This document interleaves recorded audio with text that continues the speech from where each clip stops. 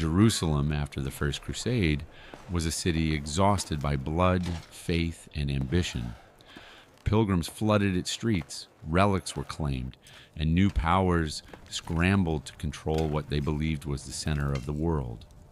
Out of this chaos emerged a small group of knights whose beginnings were so quiet that they almost vanished into history itself. In 1119, 9 men, led by a French nobleman named Hugh de Paillon, took vows not in a cathedral but in secrecy.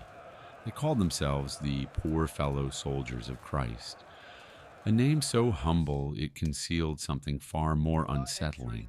For nearly a decade, these knights left no financial records, no battle accounts, and almost no written trace.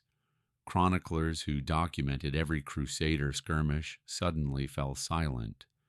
The Templars did not patrol roads, escort pilgrims, or fight notable enemies, at least not in any surviving source. Instead, they were given lodging in one of the most sensitive locations in Christendom, the former Temple of Solomon, built directly over ruins revered by Jews, Christians, and Muslims alike. What happened beneath the Temple Mount remains one of history's most persistent voids. Some historians argue the knights were merely poor guardians, waiting for recognition. Others find that explanation impossible to accept. Why would 9 impoverished knights receive royal protection and exclusive access to underground chambers no one else could enter?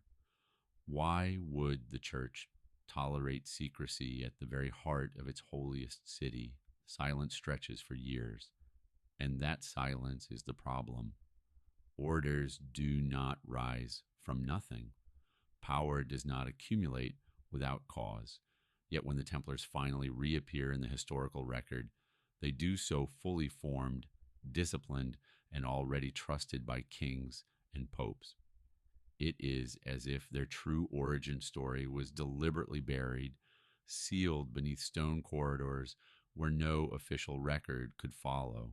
That unanswered beginning continues to trouble scholars because mysteries at foundations often signal truths powerful enough to be hidden forever from history itself entirely. At first glance, the Knights Templar appeared to be an impossible contradiction made flesh. Monks were meant to pray, to withdraw from the violence of the world, to conquer sin rather than enemies. Knights, on the other hand, were instruments of war, trained to kill, conquer, and survive through force. Yet the Templars claimed to be both, bound by vows of poverty, chastity, and obedience, while sharpening swords and drilling for combat. This fusion alone unsettled medieval society because it challenged centuries of religious tradition. The Church had long struggled with the morality of violence. Killing, even in war, risked damnation. The Templars offered a solution so radical it bordered on dangerous. Violence not as a necessary evil, but as a sacred duty. A Templar could kill without sin, they were told, because they acted not for themselves, but for God.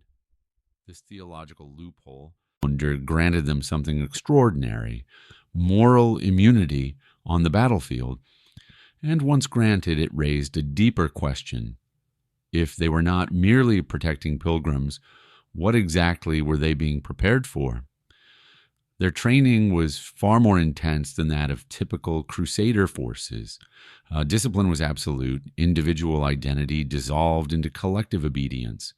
They slept in armor, ate in silence, and followed rules so strict they resembled initiation into something far older than medieval monasticism. Historians note that this level of control was unnecessary for escorting travelers, but essential for guarding secrets or executing orders without hesitation. Even their battle tactics were strange. The Templars charged without breaking formation, advanced without retreat, and refused ransom, fighting until death if ordered.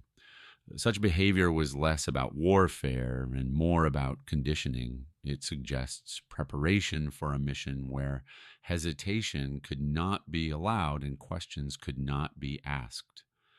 This contradiction, holy men trained as instruments of relentless violence, continues to unsettle scholars.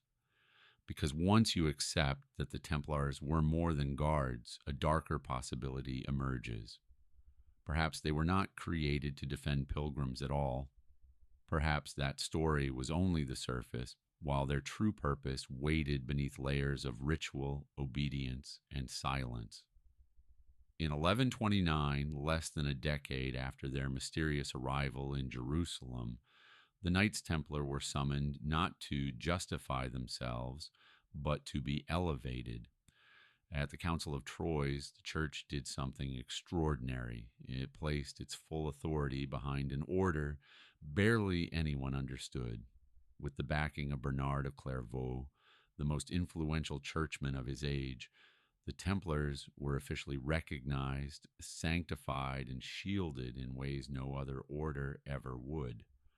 The privileges that followed were unprecedented. The Templars answered only to the Pope himself.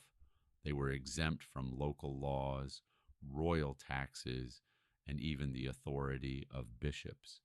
They could build their own churches, collect their own tithes, and move freely across borders closed to others. In effect, they became a state within the church, loyal to Rome but beyond its daily reach. Such power was not given lightly, and certainly not to an order whose origins were shrouded in silence. This protection raises an uncomfortable question. Was the Vatican rewarding loyal servants, or was it trying to contain something it did not fully understand? By placing the Templars directly under papal authority, Rome ensured that no king or bishop could interfere with them. Yet it also meant that if something went wrong, the responsibility would rest at the highest level of the church itself. Some historians argue this was simply political convenience, a way to strengthen Christian control in the Holy Land. Others are less convinced. The speed and scale of papal favor suggest urgency, not patience. It feels less like gradual trust and more like preemptive control. If the Templars possessed dangerous knowledge, radical beliefs, or a mission that could destabilize Christendom, then isolating them under papal oversight would make sense. From the very beginning, Rome may have been protecting the order not only from enemies, but from exposure. And that protection, once granted, would prove impossible to quietly take back. The consequences would echo for centuries when the Knights Templar settled into their quarters in Jerusalem. They were not housed in a fortress or monastery, but in one of the most symbolically charged locations on earth. Their residence stood atop the Temple Mount, believed to be the site of Solomon's temple, a place layered with sacred meaning and theological danger. Officially, the knights were merely occupying existing structures. Unofficially, they were doing something far more provocative. They were digging. Medieval accounts hint that the Templars spent years underground, far from public view. Tunnels were expanded, chambers cleared, and ancient foundations exposed. This was not casual exploration. It was systematic, deliberate, and completely undocumented. No other group had been granted such access, and no church authority demanded records. For historians, this silence is unnerving. Excavations of holy sites were rare, tightly controlled, and usually condemned. Yet the Templars worked undisturbed beneath the most sensitive ground in Christendom. The Temple Mount was not empty soil. It was believed to contain remnants of ancient Israelite worship, lost relics, and possibly archives dating back thousands of years. Legends spoke of hidden chambers, sealed since antiquity, places deliberately concealed to protect knowledge too powerful or dangerous to reveal. If the Templars uncovered anything there, it would not have been ordinary treasure. It would have been meaning itself. What troubles scholars is not what we know, but what we cannot know. The Templars left no excavation maps, no inventories, no reports. Either nothing of importance was found or everything was hidden. Given what followed, their sudden rise, influence, and secrecy, many suspect the latter. The Church, which normally feared unsanctioned discovery, remained silent. That silence suggests complicity or fear. To dig beneath the Temple Mount was to challenge the foundations of religious authority. Whatever the Templars were searching for, they were willing to risk theological chaos to find it. And whatever they found, history was never meant to see it. Speculation about what the Templars uncovered beneath Jerusalem has endured for centuries because the possibilities are deeply unsettling. Some traditions claim they found sacred relics long thought lost, objects that could redefine Christianity itself, the Ark of the Covenant, the menorah, secret scrolls attributed to Moses or Solomon. Each theory sounds implausible until one remembers where the Templars were digging. This was not mythic ground. It was historical ground. Other theories venture further into forbidden territory. Some suggest the Templars discovered texts that contradicted church doctrine, early Christian writings excluded from the Bible, or teachings preserved by sects the church had long suppressed. Such a knowledge would not merely challenge Rome's authority, it would undermine its claim to exclusive spiritual truth. Control over salvation depended on control over narrative. Even more controversial are claims of technological or symbolic artifacts, strange geometric knowledge, advanced architectural principles, or encoded systems of meaning that later appeared in Gothic cathedrals across Europe. The sudden sophistication of Templar-linked architecture has puzzled experts. It is as if ancient knowledge resurfaced without explanation. Critics dismiss these ideas as legend, yet they struggle to explain why the church reacted as it did decades later. If nothing was found, why erase the order so completely? Why destroy not only the knights, but their symbols, rituals, and memory? Suppression on that scale implies fear, not correction. The idea that the Templars possessed artifacts that should not exist continues to haunt history, because if such objects or texts survived, they would represent a parallel spiritual lineage, one the church could neither absorb nor control. That possibility may have been more dangerous than any army. The absence of records from the Templars' early years is not merely an inconvenience for historians. It is an anomaly. Medieval institutions documented obsessively. Charters, donations, inventories, and correspondence filled monastic archives. Even failed orders left paper trails. The Templars, by contrast, emerged from near total silence, fully organized and already trusted. This does not happen by accident. Some suggest the records were lost during wars or fires, but this explanation collapses under scrutiny. Templar archives existed across Europe, not just in Jerusalem. Their disappearance was widespread and selective. Financial records survived. Legal charters survived, but anything detailing their early mission, beliefs, or discoveries did not. That pattern suggests deliberate removal. The Vatican, which maintained copies of nearly all significant ecclesiastical documents, has never produced early Templar records. Even during the trials, when every scrap of evidence was weaponized, Rome presented no documentation of their founding years. It is as if those pages were removed long before the accusations began. This absence forces an uncomfortable conclusion. Either the church never knew what the Templars were truly doing beneath the Temple Mount, or it knew and chose silence. Both possibilities are disturbing. Ignorance implies recklessness at the heart of Christian authority. Knowledge implies suppression. History depends on records to establish truth.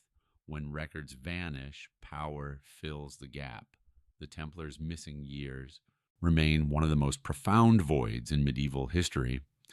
And within that void lies the possibility that something was discovered which could not be allowed to survive, not even on parchment. By the time the Knights Templar had established themselves across Europe, whispers had begun to follow them. These were not rumors of battlefield cruelty or political ambition, but something far more dangerous to the medieval church: ideas.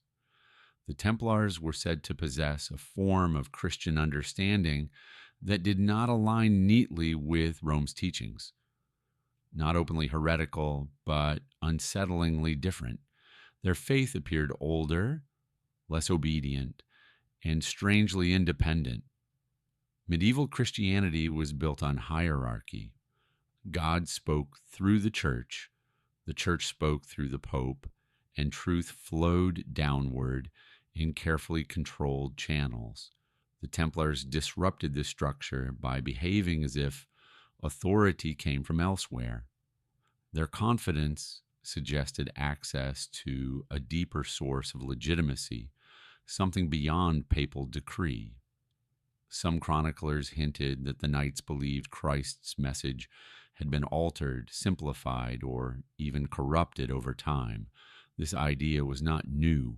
Early Christianity was fragmented, filled with competing interpretations before Rome consolidated doctrine. Gnostic sects, mystical traditions, and alternative gospels once circulated freely. Most were declared heretical and destroyed. If the Templars had uncovered texts or teachings from this forgotten era, it would explain both their secrecy and their certainty. What troubled church officials was not that the Templars questioned doctrine, but that they did not need to. They did not preach publicly or challenge Rome directly.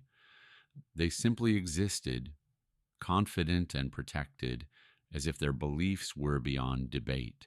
That quiet certainty is often more threatening than open rebellion. It implies truth without permission. If the Templars carried a version of Christianity older than the church itself, then Rome's authority rested on unstable ground, and history shows that institutions built on fragile foundations rarely tolerate those who expose them. Symbols speak when words are forbidden.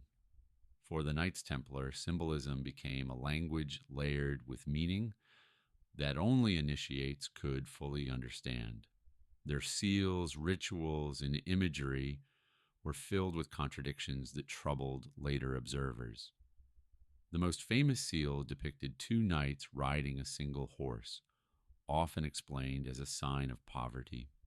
Yet many scholars see something else: duality, balance, and hidden unity, concepts central to Gnostic belief. Gnosticism taught that divine knowledge was hidden, accessible only through inner awakening rather than external authority. It rejected blind obedience and emphasized personal enlightenment. These ideas were deeply threatening to the medieval church, which relied on sacrament, structure, and submission. Officially, Gnosticism had been eradicated. Unofficially, its echoes never disappeared. The Templars' use of light and darkness, secrecy and revelation, obedience and inner truth mirrors this ancient worldview. Even their architecture suggests encoded knowledge. Cathedrals associated with Templar influence display advanced geometry, sacred ratios, and astronomical alignment that seem far beyond the era's accepted understanding. These symbols were not accidental. They were consistent, repeated, and preserved across regions. That suggests doctrine, not decoration. Yet the church never openly accused the Templars of Gnosticism during their rise. perhaps because acknowledging it would mean admitting that such beliefs had survived, hidden within Christendom itself. Symbols endure when texts are destroyed, and the Templars' symbolic language continues to puzzle historians because it feels like a message meant to outlive persecution, waiting patiently for someone to notice. The greatest threat to the medieval church was not disbelief, but independence. An order that could think, believe, and act without constant oversight represented a crack in the spiritual monopoly Rome had built. The Knights Templar were precisely that threat.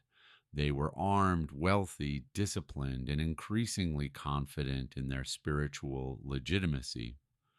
Unlike other monastic orders, the Templars did not rely on bishops for guidance.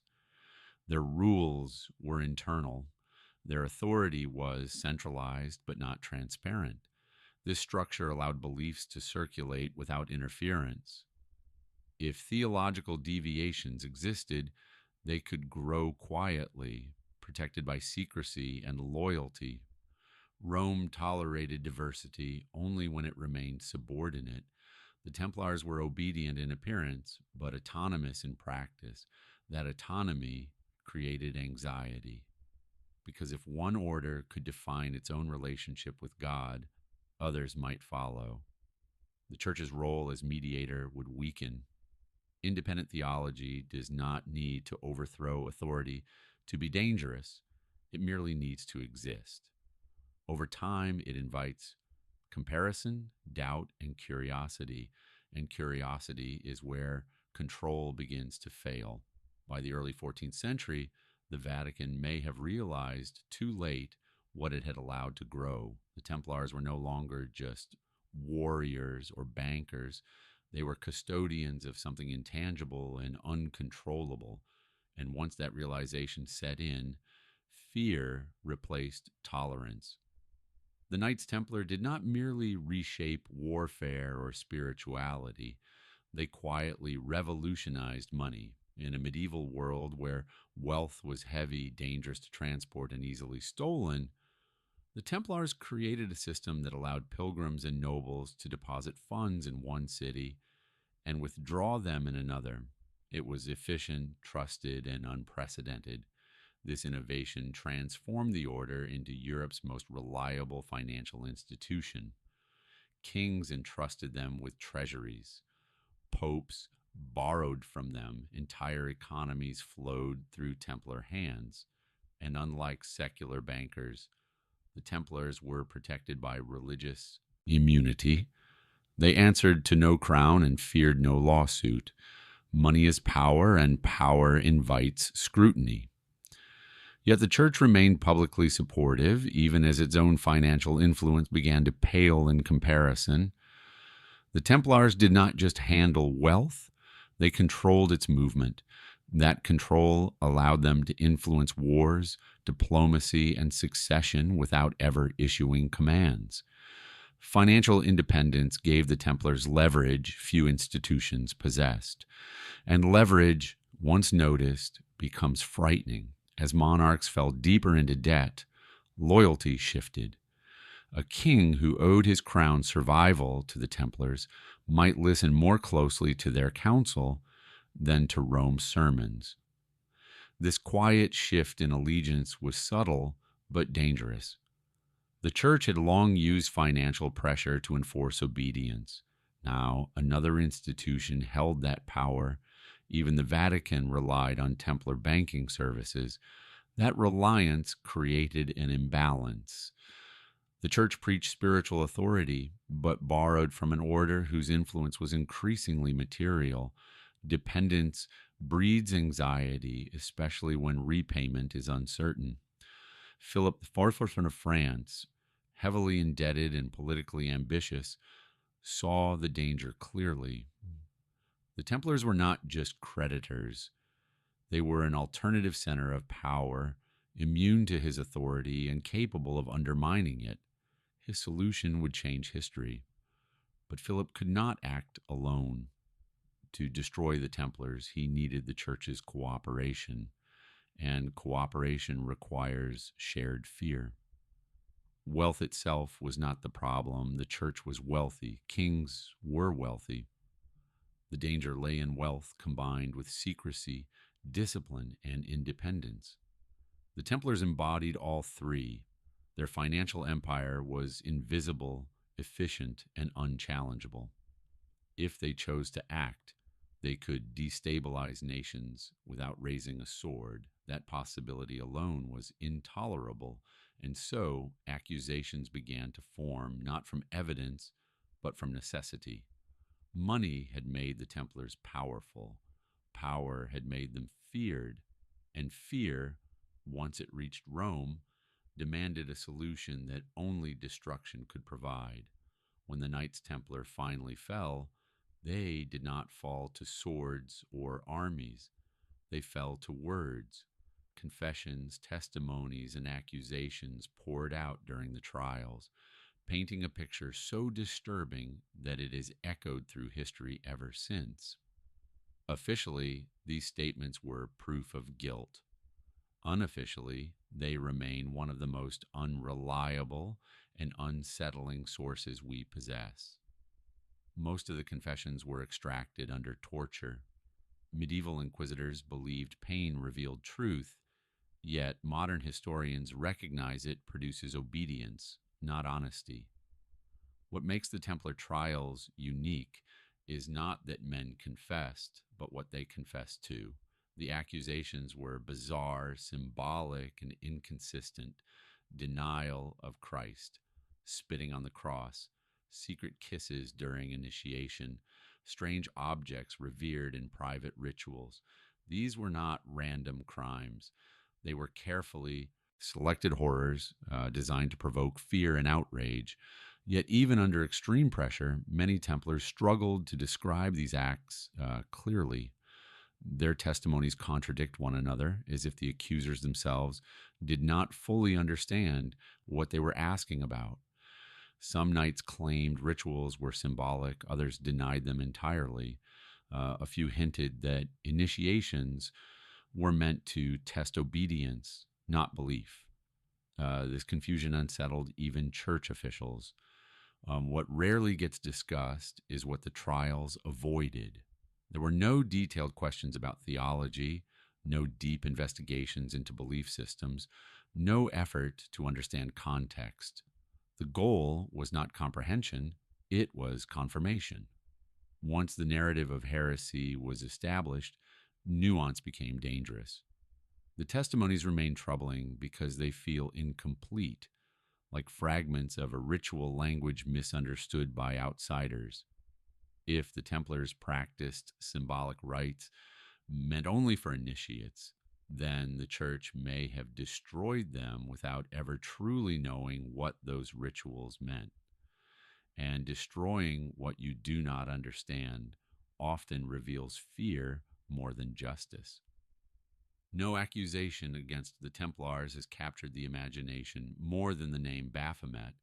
The word itself appears suddenly in trial records, undefined and unexplained.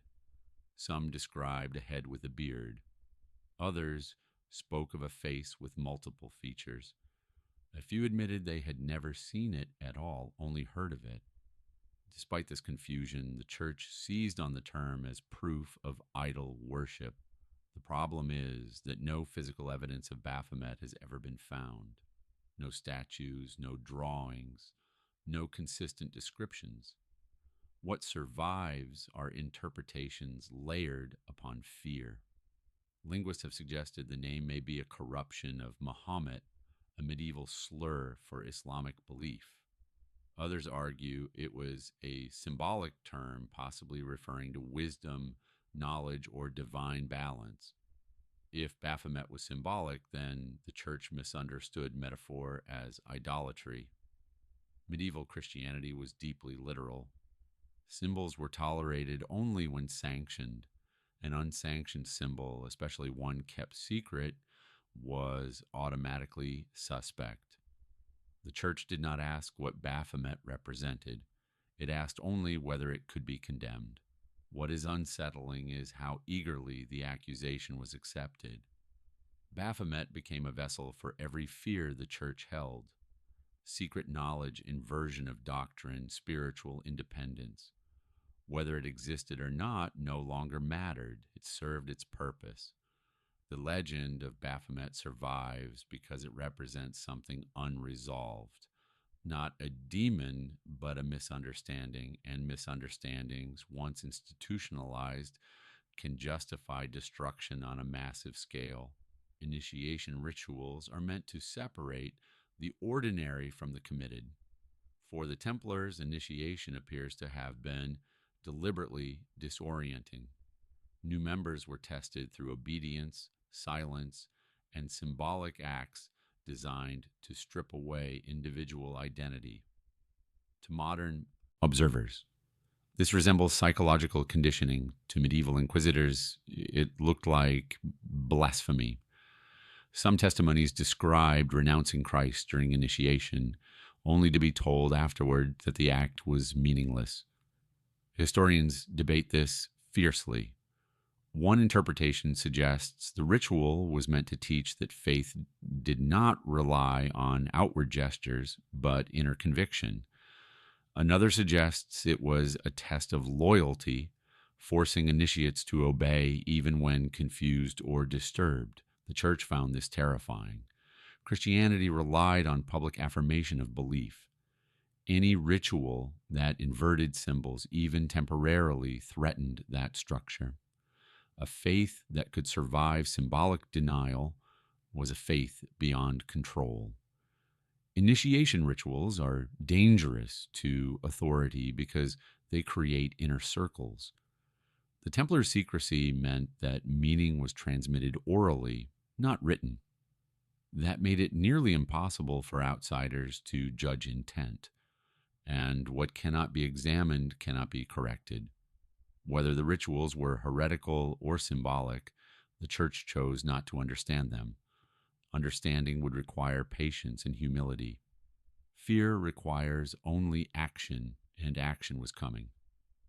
At dawn on Friday, October 13th, 1307, something unprecedented occurred.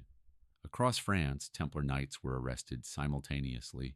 There were no warnings, no public accusations, no opportunity to flee. The operation was precise, efficient, and ruthless.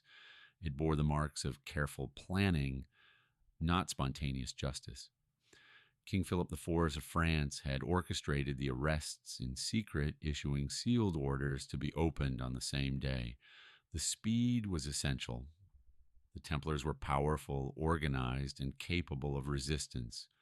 Surprise was the only way to neutralize them. For ordinary citizens, the arrests were incomprehensible.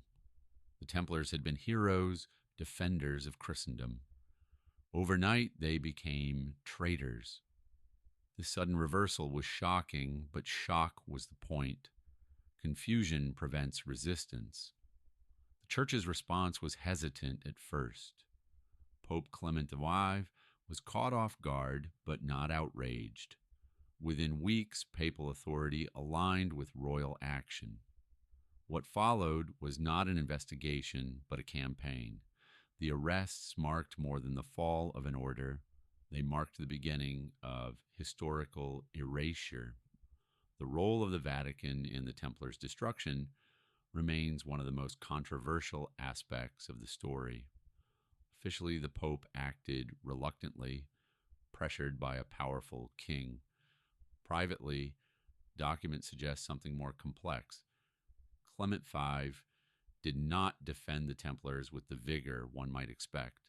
Instead, he negotiated, delayed, and ultimately consented. Why would a pope abandon an order he had once protected? One explanation is political weakness. Another is fear. By 1307, Templars had become too powerful to ignore and too independent to trust. If the accusations were false, then the church destroyed innocent men. If they were true, then the church had harbored heresy at its core. Either scenario was catastrophic. Some evidence suggests the Vatican sought control rather than truth. By centralizing the trials, Rome ensured that outcomes could be managed. The goal was not acquittal or conviction, but containment. The knowledge, rituals, and networks of the Templars needed to disappear quietly. Papal fear does not require belief in heresy. It requires uncertainty, and uncertainty at the heart of spiritual authority is intolerable. The destruction of the Knights Templar was thorough but incomplete. Knights were imprisoned or executed. Properties were seized. Symbols were banned. Yet the knowledge the church feared most proved harder to erase. Treasuries were empty. Archives were missing. Key leaders vanished. Some knights were absorbed into other orders.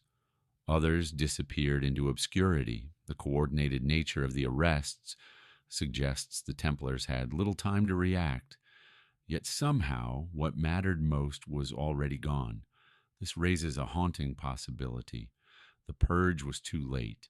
If the Templars had been custodians of dangerous knowledge, then their destruction may have been an act of desperation, not prevention. Burning men does not burn ideas. Silencing voices does not erase memory. Friday the 13th became a symbol not because of superstition, but because it marked the moment power attempted to erase something it no longer controlled. And history suggests that what is erased most violently is often what refuses to disappear. When the Church and the Crown finally pried open the strongholds of the Knights Templar, they expected to find unimaginable wealth. For decades, the order had served as bankers to kings, custodians of royal treasuries, and financial intermediaries for the Vatican itself. Logic dictated that their vaults should overflow with gold, silver, relics, and documents of immense value. Instead, investigators found something far more disturbing: absence. Across France and beyond, Templar commanderies were searched methodically. Doors were broken, floors lifted, walls inspected. Yet again and again, the same report emerged.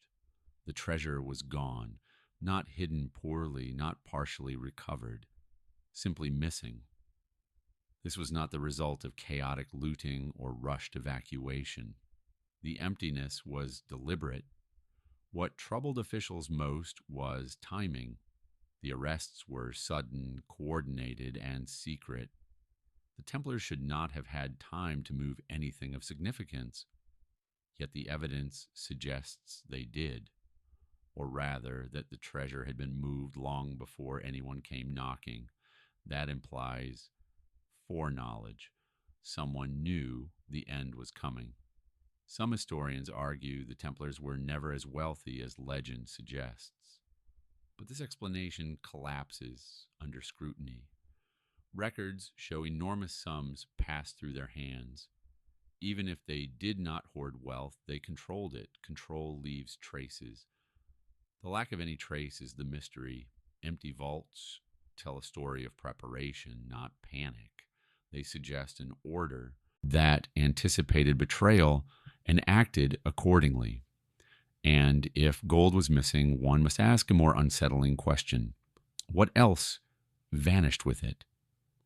One of the most persistent and troubling legends surrounding the Templars concerns their fleet. Though remembered primarily as land-based knights, the Templars maintained ships, ports, and maritime routes across the Mediterranean and Atlantic. These ships were used for trade, transport, and pilgrimage, or so it was believed. Accounts from the days before the arrests speak of ships leaving Templar-controlled ports under cover of darkness. La Rochelle, a major Templar harbor in France, is often cited. According to tradition, vessels departed shortly before the crackdown, carrying unknown cargo to unknown destinations. Official records say nothing, but silence once again invites suspicion.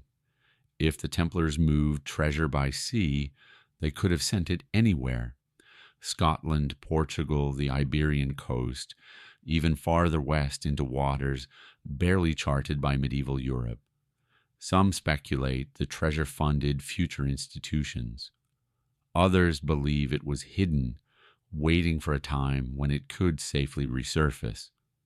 More controversial theories suggest the ships carried not gold, but knowledge, documents, relics, artifacts recovered beneath the Temple Mount, things too dangerous to leave behind, things the church could not be allowed to find.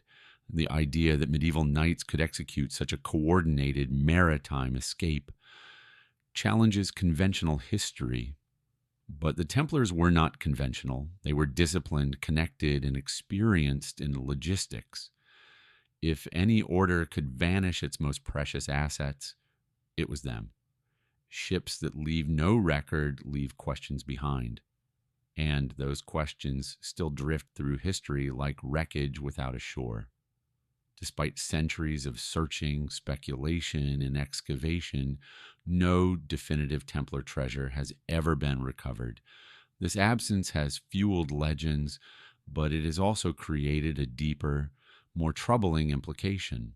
The Vatican, with all its power and persistence, never found what it was looking for. During and after the trials, the church seized properties, interrogated knights, and scoured Europe for hidden caches. Yet whatever it feared most remained out of reach.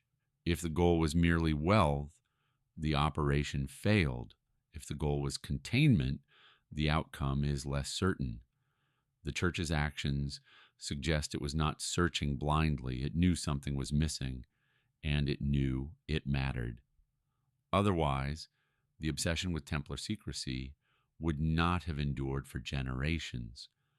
Legends survive because they are fed by unresolved anxiety. What if the treasure was never meant to be recovered? What if it was designed to disappear, to survive the destruction of the order itself? Knowledge can be preserved in symbols, rituals, and architecture. Wealth can be converted into influence, ideas, and institutions.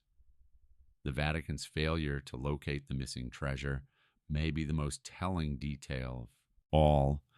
It suggests that whatever the Templars protected was successfully removed from the reach of those who feared it. And if that is true, then the story of the Knights Templar does not end with their destruction. It continues, hidden, waiting, and unresolved. The official story tells us that the Knights Templar were rounded up, tried, and destroyed. Yet history rarely unfolds so cleanly. As the trials progressed, cracks began to appear in the narrative of total annihilation. Records show that not every Templar was imprisoned, and not every prisoner was executed. Some names simply vanish from the documents, neither condemned nor released, as if they slipped through the machinery of persecution unnoticed in several regions, particularly outside France. Arrests were delayed, resisted, or quietly ignored. Local rulers hesitated to act, bishops questioned the charges, and in some cases, Templars were allowed to fade back into civilian life. These disappearances were not dramatic escapes, but subtle erasures. Men who had once lived under strict discipline became ghosts within their own century. The most intriguing cases involve senior knights whose knowledge would have been invaluable. These were men who understood the order's inner workings, its finances, and its secrets. Their absence from execution records is difficult to explain. It suggests that survival was not accidental. Someone protected them, or they protected themselves. Survival also implies continuity. If even a small number of Templars escaped, then the order's traditions, symbols, and possibly its knowledge could persist beyond official dissolution. That possibility unsettles historians because it means the purge was incomplete by design or by failure. The silence surrounding these survivors is profound. No memoirs, no confessions, no declarations of innocence, only absence. And absence, in historical mystery, is often the loudest clue of all. An order does not vanish simply because its name is erased. Structures adapt, networks reconfigure. In the aftermath of the Templars' destruction, their properties and personnel were officially transferred to other institutions, most notably the Knights Hospitaller. On paper, this was administrative efficiency. In reality, it created a perfect hiding place. Former Templars entered new orders carrying skills, habits, and beliefs shaped by decades of secrecy. While official doctrine may have changed, internal culture is far more resistant. Rituals evolve, symbols shift, knowledge adapts rather than disappears. The church may have believed it absorbed the remnants of the Templars, but absorption works both ways. In Portugal, the transformation was even more explicit. The Templars were rebranded as the Order of Christ, retaining their lands and influence under a new name. This was not survival by accident, it was survival by negotiation. And it suggests that in some regions, the church preferred continuity to confrontation. This raises a disturbing question. If the Templars were truly heretical and dangerous, why allow their legacy to persist at all? The answer may lie in control. It is easier to monitor what survives openly than what vanishes underground. Yet not all networks merged visibly. Some dissolved into trade guilds, noble families, or informal brotherhoods. Over time, these quiet survivals may have influenced politics, exploration, and finance in ways impossible to trace conclusively. When an institution disappears, but its influence remains, historians are forced to confront an uncomfortable truth. Destruction does not always mean defeat. After the fall of the Templars, something strange happens in the historical record. The noise fades, accusations stop, investigations end.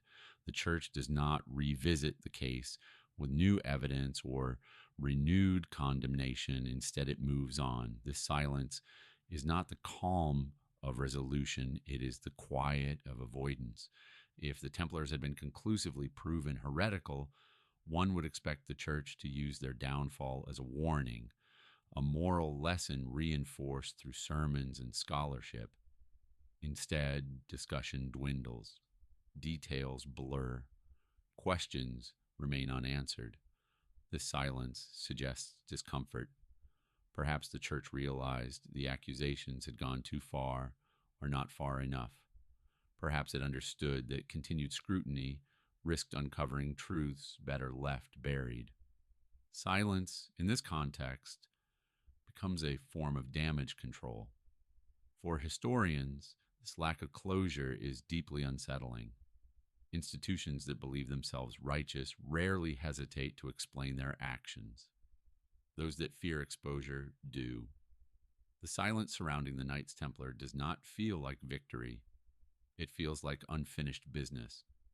An unfinished business has a way of resurfacing long after the last witness is gone. What remains is not proof, but persistence. A mystery sustained not by evidence alone, but by the deliberate absence of explanation. Deep within the Vatican lies one of the most closely guarded archives in human history. Miles of shelving hold correspondence, trial records, confessions, and reports spanning centuries. It is here, historians believe, that the most complete account of the Knights Templar still rests, and it is here that access has long been restricted, selective, and incomplete.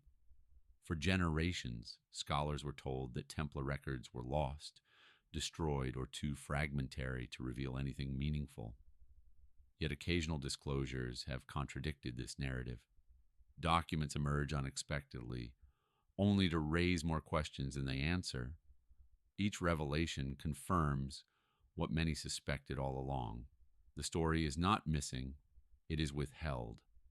Classification itself is an admission of sensitivity. Institutions do not restrict harmless material. They restrict what threatens reputation, authority, or stability. The continued limitation on Templar-related documents suggests unresolved concern even centuries later. Whatever is contained within those files has not lost its power. The Vatican has opened portions of its archives in modern times, but access remains curated. Researchers see what they are permitted to see.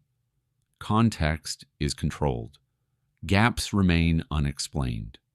For a church that values tradition and continuity, the decision to limit transparency speaks volumes.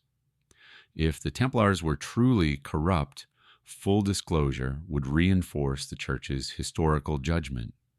The fact that it does not suggests a more complicated truth, one that blurs the line between protector and destroyer, orthodoxy and suppression.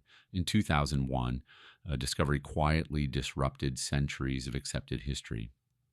The Chinon parchment, a document dated to 1308, revealed that Pope Clement IV had absolved the leaders of the Knights Templar of heresy.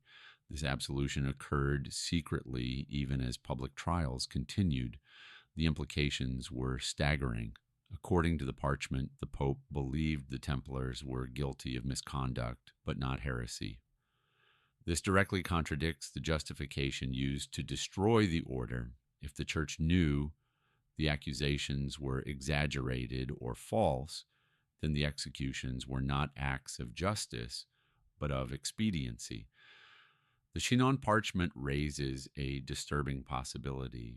The Templars were sacrificed not because they were spiritually dangerous, but because they were politically inconvenient, or perhaps because the truth about them was too complex, too destabilizing to reveal. Why was this absolution kept secret? Why allow men to die for crimes the Pope had already forgiven? The document offers no comfort. It deepens the mystery. Rather than closing the case, the Chinon parchment suggests a deliberate separation between private truth and public action, a strategy designed to preserve authority at any cost. The final question is not what the Vatican knows, but why it has never chosen to tell everything. Over time, institutions often reveal past mistakes as acts of humility. The Church has done so in other cases. The Templars remain an exception. Full disclosure would require explaining contradictions. Why protect the order, then destroy it? Why absolve leaders, then execute followers? Why suppress records, then deny suppression? Each answer would weaken the narrative of moral clarity the Church relies upon. There is also the possibility that some truths cannot be revealed without consequences that extend beyond reputation. If the Templars possessed knowledge that challenged foundational doctrines, releasing it could reopen debates the Church spent centuries closing. Silence becomes a form of containment, not of people, but of ideas. As long as the archives remain selectively open, the story of the Knights Templar remains unfinished. Locked behind stone walls and guarded doors, the answers wait, and in the waiting, suspicion grows. Because history teaches us one thing with unsettling consistency. When an institution refuses to speak, it is rarely because there is nothing left to say. The destruction of the Knights Templar was meant to be final. Their name was condemned, their leaders burned, their properties seized, and their symbols outlawed. On the surface, the Church succeeded. The order vanished from official history, reduced to a cautionary tale of pride and corruption. Yet beneath that surface, something endured. What the Vatican could not erase was influence. Ideas already set in motion do not disappear when their carriers are destroyed. They migrate, they adapt, they hide. The Templars had operated for nearly 2 centuries, embedding themselves into Europe's financial systems, political structures, and spiritual imagination. Erasing such an institution completely would require more than executions. It would require rewriting memory itself, and memory proved resilient. Legends persisted where records vanished. Symbols survived where doctrine failed. Cathedrals, carvings, and coded imagery continued to whisper of knowledge that did not belong solely to Rome. Even the very intensity of the church's response became part of the mystery. People began to ask not what the Templars did wrong, but what they knew. The church could burn men, but it could not burn curiosity. It could silence voices, but it could not silence questions.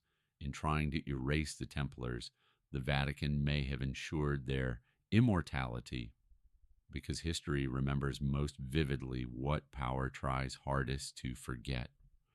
Centuries later, the Knights Templar continued to surface in unexpected places, in secret societies, in speculative histories, in architectural symbolism, and in cultural obsession. Their imagery reappears not as nostalgia, but as fascination. Something unresolved keeps drawing attention back to them. Modern organizations have borrowed Templar names and symbols, claiming lineage or inspiration. Whether these connections are real or imagined matters less than why people seek them at all. The Templars represent an alternative path, a vision of power that blends faith, discipline, and hidden knowledge outside traditional authority. In popular culture, they are often portrayed as guardians of forbidden truth. This portrayal endures because it resonates with a deeper anxiety, the idea that history's most powerful institutions may have suppressed truths rather than protected them. Even historians, bound by evidence and caution, cannot fully dismiss the lingering anomalies, the missing records, the empty vaults, the secret absolution. Each piece alone is explainable. Together, they form a pattern too consistent to ignore. The Templars may no longer exist as an order, but the questions they raised remain alive, and those questions continue to challenge authority, certainty, and the comfort of official narratives. At the heart of the Templar mystery lies a question few historians are willing to confront directly, not because it lacks evidence, but because of what it implies. What if the Vatican did not destroy the Knights Templar because they were false, but because they were too close to something dangerous? Dangerous not to faith, but to control. Dangerous not because it denied God, but because it redefined the path to Him. A faith that does not require mediation undermines institutions built on mediation. If the Templars uncovered an older Christianity, a deeper theology, or knowledge that blurred the line between divine and human authority, then their existence alone posed a threat, not one that could be debated openly, only one that could be quietly eliminated. This possibility does not accuse the Church of malice, but of fear. Fear of losing relevance, fear of losing control, fear of truths that could not be managed. History rarely offers closure in such cases. Instead, it leaves us with silence, fragments, and shadows. The story of the Knights Templar ends not with certainty, but with unease, and perhaps that is the true legacy of what the Vatican feared most. Not an army, not an order, but a question powerful enough to survive its own destruction.